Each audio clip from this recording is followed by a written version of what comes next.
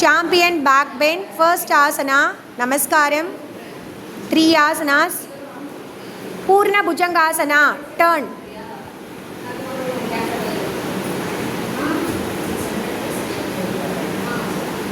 relax, second asana, Laghu Vajrasana, அப்படியே அதே side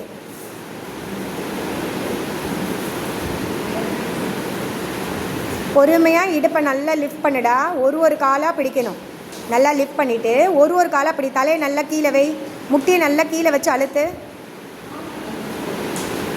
relax.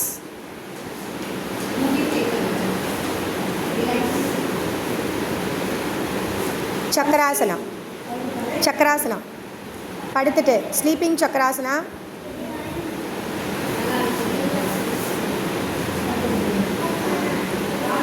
Relax.